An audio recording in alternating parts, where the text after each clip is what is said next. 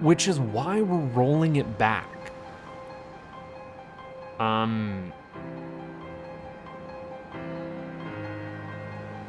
I kind of want to hear something that I haven't seen before.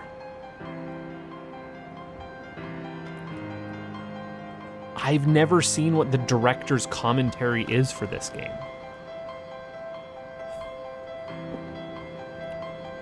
Maybe I cut the LP before we actually do this. This is me going in blind to whatever this might hold. Is this going to be presented like Valve's director commentary? I have no idea. Or am I still going to get the voiceover? Nope, it is presented like Valve's director commentary. Okay. Hello everyone, I'm Dan Pinchbeck, I'm the creative director of The Chinese Room, and this is the Dear Esther developers commentary. Hi, I'm Robert Briscoe, I'm the artist on Dear Esther. And I'm Jessica Curry, and I was the composer on the game. So what you're looking at today is a remake of a mod. Dear Esther started off in 2007 as a Half-Life 2 mod that did really, really well in the modding community, which was fantastic, and as a result of that attracted the attention of Rob, who worked as the primary developer on a Source remake of the game that was released in 2012. And this year is another remake where it's been updated for a cross-platform release, and we wanted to add in this developer's commentary just to give you a bit more of an insight into some of the ideas behind the game as it came together. All right, okay, so that's a bit of the development history there. And again, you can see those jumps in time. So you'll see around you in a lot of the environments, there's a lot of detail ingrained into everything. One of the things that I wanted to do with Dear Esther is bring the visuals up to the same kind of level of detail that Dan and Jess had put into the other areas of the game. So all of the history and the kind of hidden pieces of story that are intertwined with the VOs and the music and stuff, I kind of wanted to bring some of that into the environments. So if you look around you, you'll see that there's a lot of interesting bits and pieces, a piece of paper with someone's name on it, a photograph, an ultrasound. All of these little bits and pieces are kind of layered in to just kind of bring another aspect of the story into the game. And also, they're actually randomized, so every time you play, you'll see something different lying around. And this is just to build on this idea that everybody has a unique experience and a unique interpretation of the story. Huh, so yeah, one, detailed or detailed for the time. It's... Look, it's not the So the you'll prettiest. see around I've you already... in a lot of the environments, Dang it, you're going to be talking over me. Detail ingrained into everything. One Quick, of the get to things the that next I wanted to audio do log. with Dear Esther is bring the visuals up to You the should have same stayed kind of not level of on. detail that Dan and Jess had put into the other areas God of the damn it. game. So all of the history and the kind of Well, this is what happens when you try pieces something of live. story that are intertwined with the VOs and the music and stuff. I kind of wanted to bring some of that into the environments. So if you look around you, you'll see that there's a lot of interesting bits and pieces, a piece of paper with someone's name on it, a photograph, an ultrasound. All of these little bits and pieces are kind of layered in to just kind of bring another aspect of the story into the game. And also, they're actually randomized, so every time you play, you'll see something different lying around. And this is just to build on this idea that everybody has a unique experience and a unique interpretation of the story. No piece of audio up here, and thank goodness the audio logs for the developer's commentary are not randomized. Yeah, like I was saying, I until this playthrough, I did not realize that they were random pieces of audio. I'm gonna have to come back up this hill and walk around to get that. God damn it. And there is no sprint button. I can't move faster throughout all of this. I can zoom in. Every single button on my controller is a zoom in. Also, it's a sin that you placed these two audio commentaries right next to each other. Like the detritus, the decals, the stamping are detailed. When I wrote the music for the mod of Dear Esther, there was absolutely no budget whatsoever for live players, so all the music was sampled. But one of the good things about that is it actually forced me to be quite creative about how I wrote the music. So with my background in sound art, I wanted to use samples in a different way that wasn't just using it to sound like a violin. I wanted to time stretch and manipulate samples to make something different and strange and quite unique. But then when we got the Indie Fund money, I had the amazing opportunity to re-record the music with live players. And that was so exciting for me, actually, because that's where it comes to life. And I thought long and hard about whether to write new music, going from the mod to the commercial version, but actually I decided that my initial and original emotional response to the game was probably going to be the strongest response and reaction that I had. So I just literally, the music that I'd written for samples, I then wrote out for live instruments. But what they bring to it is transformative, actually. And I think The Beach is a really good example of this, where you have these awful samples soaring away, and then you have the string quartet playing this very bleak, very sparse music, and they bring the presence of the island immediately to it, and it comes to life.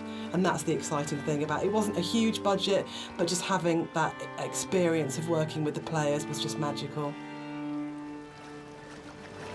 Go figure, live music can be expressive in ways that samples can't. Not that samples can't be expressive.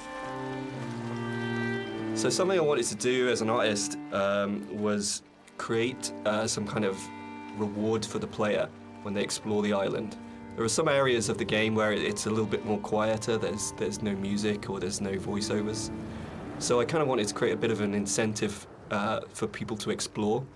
And you'll find around the island that these kind of like random scattered items that are usually slightly out of place from the environment themselves, but in another aspect they actually bring a little bit of story to the island itself, usually to the island or to the actual protagonists or the characters that surround it.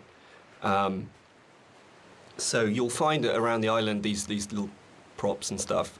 Just keep your eye out for it if you're exploring. And I was exploring, and it does characterize the story in a particular way. What the hell, like chaos from deterministic systems? I have no idea what Fibonacci has to do with anything. Why the Bernoulli's principle? This symbol on the beach, which is the golden ratio, it's one of the only things that's really left explicitly from the mod. In the original mod, there was an awful lot of more kind of symbols and kind of a much more kind of mystical, sort of magical element to the island. There was a lot of very weird stuff in there. And a lot of them came out of the commercial version because they felt like they were a little bit explicit. And instead, there's a lot more hidden kind of codes and symbols in there.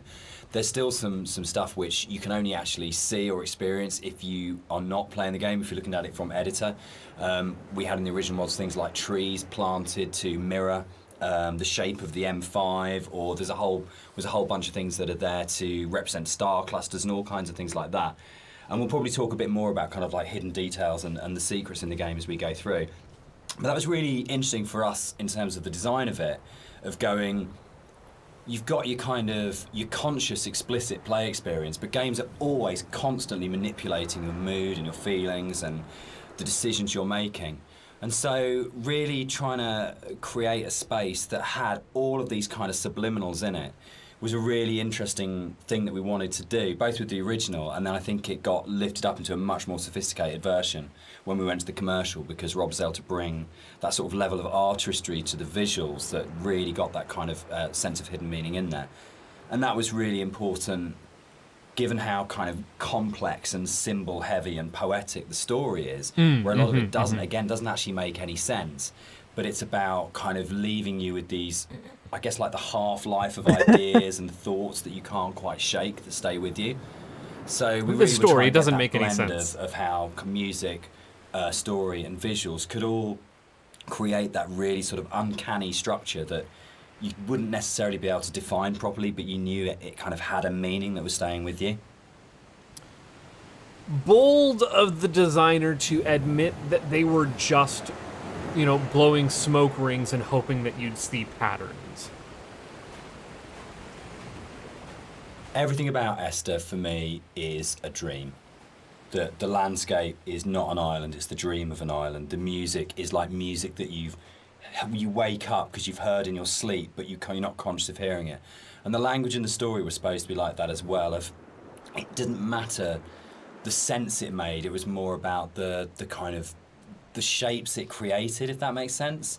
So that the words would were like being in water, like listening to something underwater. It'd be this very dreamlike, symbolic, poetic thing. And it always had frustrated me in games with game writing. This has really changed quite a lot. There was never any space for poetic language. It's very exposition-y, very descriptive, very direct.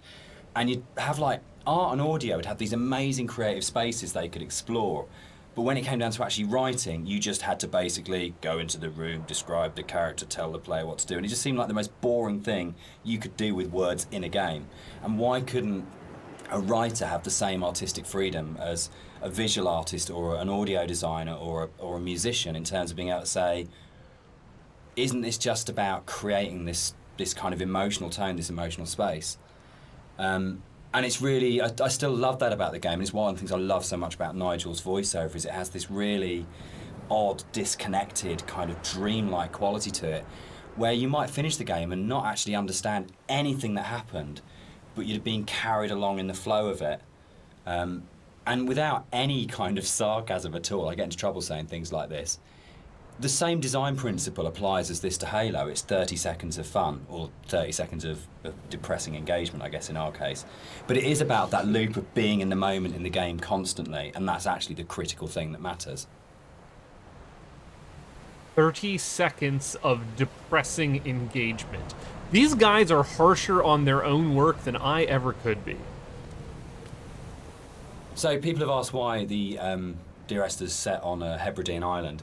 What's really interesting about this is it's one of those times when your kind of aspirations as an artist and the practical realities kind of dovetail.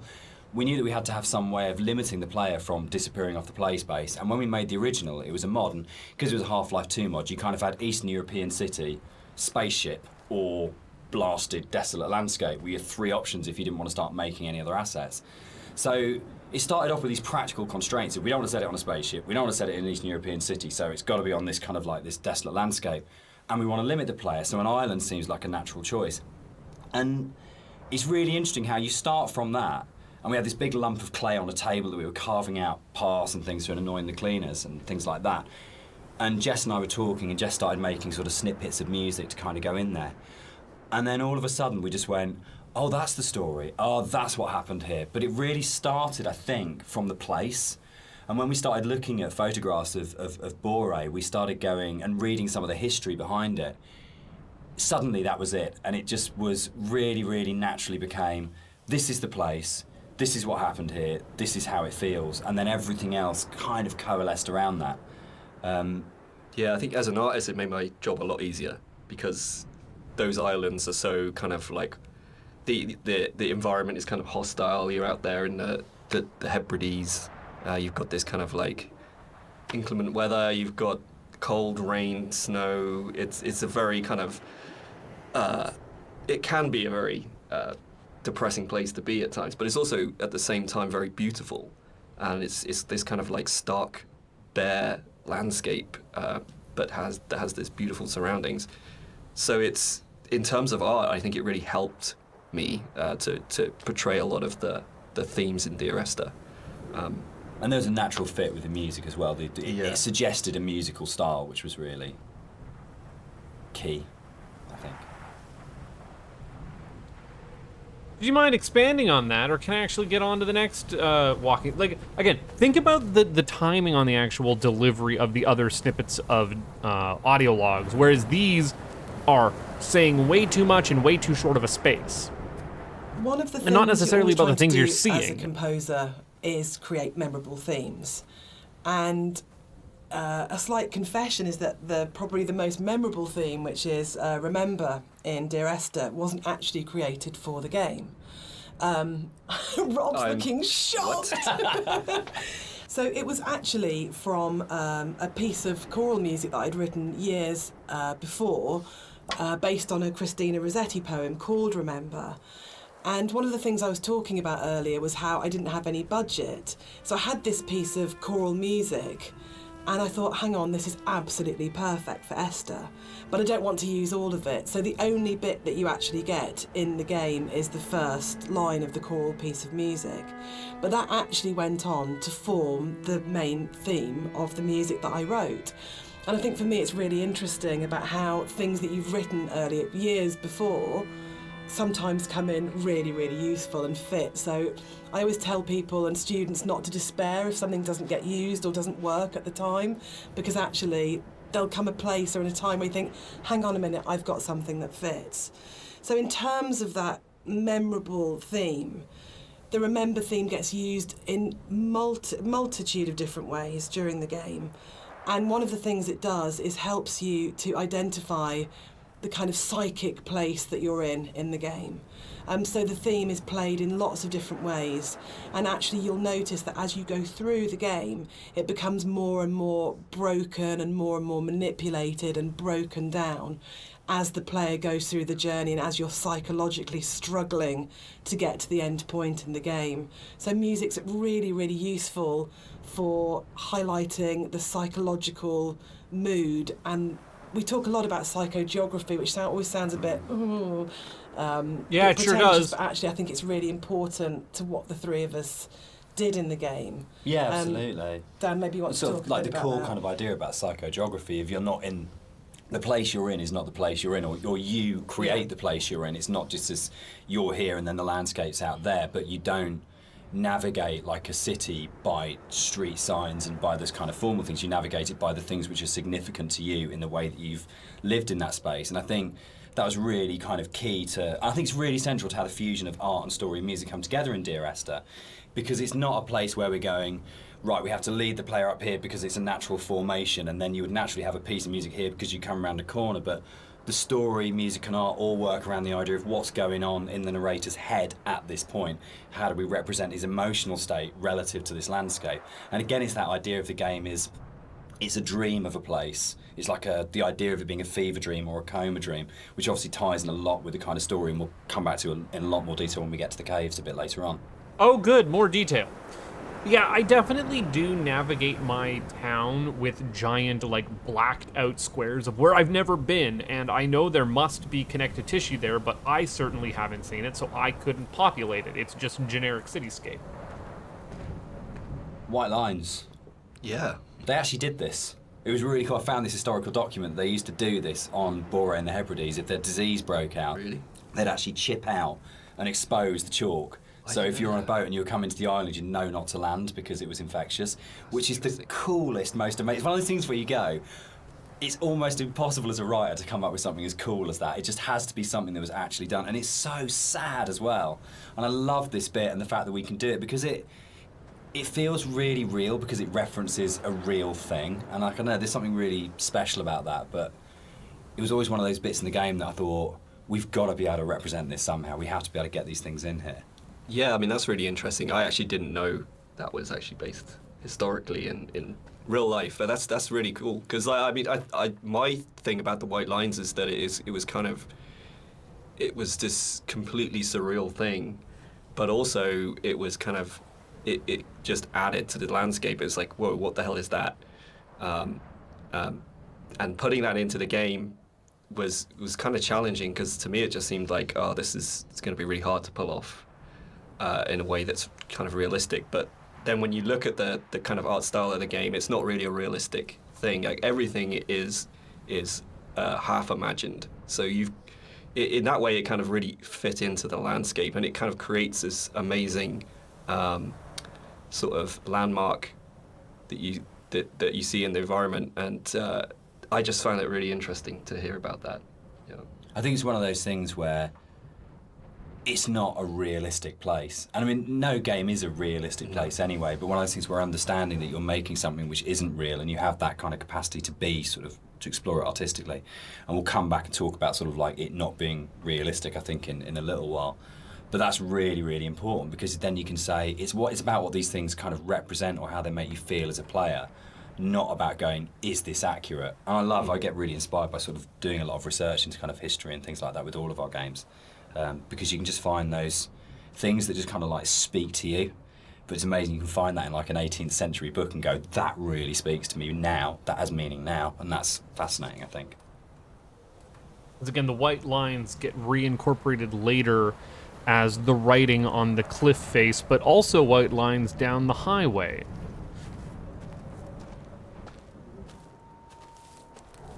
Something that I wanted to bring through in the art of the game was the same kind of fidelity that you find in both Jessica's music and Dan's writing. In the same kind of way that you have all of these little details, these very close attentions to detail that kind of really bring richness to the story. And something that was missing in the original mod version was just this lack of a visual layer of story.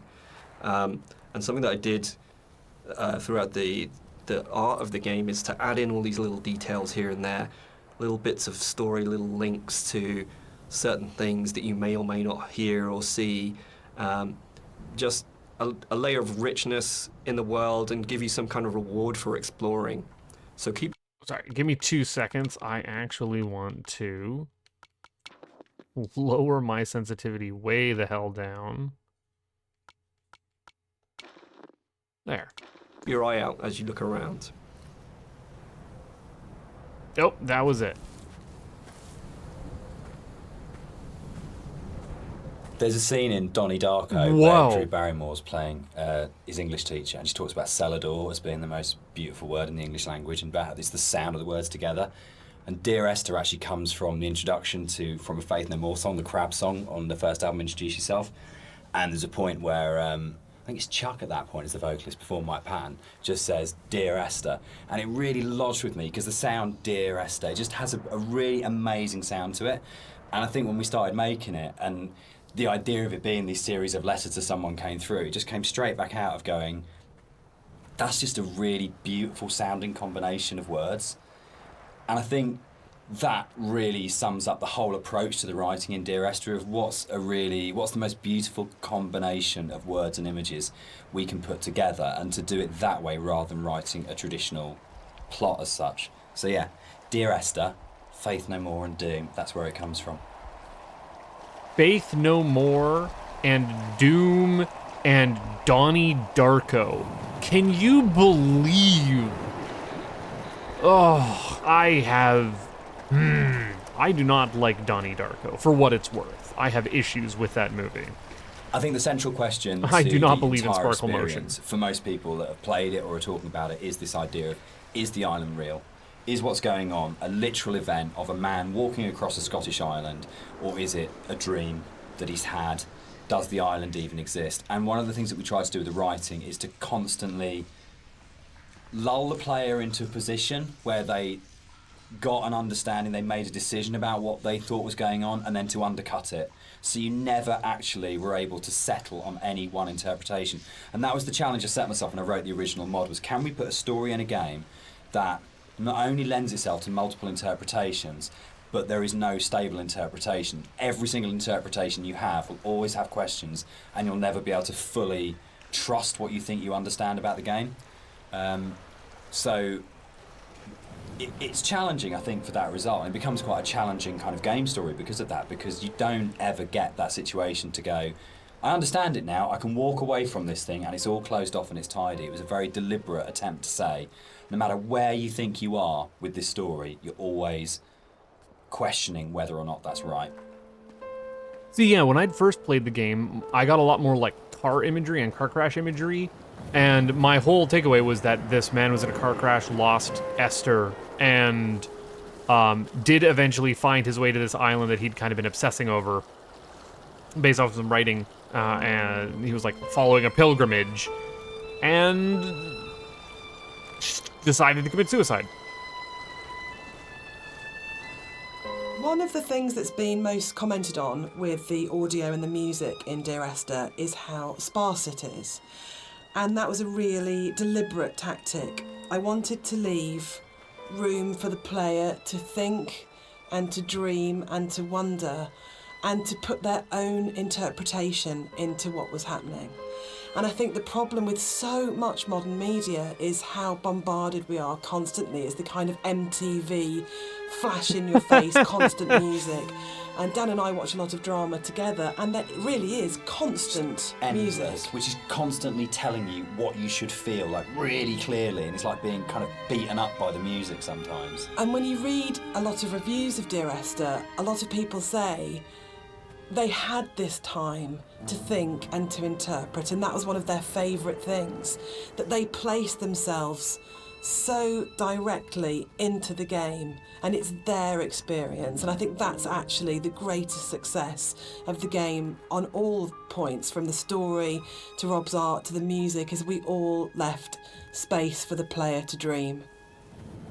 See, I would almost, because I agree that a lot of modern movies, the reference to MTV is hilarious. What even is MTV? Kids these days do not know what that means. Oh man, this is pre-TikTok, oh boy. But I would say that the music is overbearing in a lot of movies, which inform the atmosphere, but I mean, so is the truth in this game. I mean, I did comment on the sparseness of, it's like a blowing wind, but even that is giving you instruction in audio design about your emotions. So there's a lot of places in the game where you see a lot of strange things, and this is very deliberate. One of the things we wanted to do is just kind of like not spoon feed the player every little piece of story. We kind of just, some things are literally just in there to just kind of let you think and let you decide on whatever you want to bring to the story yourself. So it's kind of like I approached it like an impressionist painting, where you've got like this kind of very vague outline of things, but if you stare at it enough, you can kind of like fill in the spaces, and kind of the image comes together on its own. So a lot of these kind of strange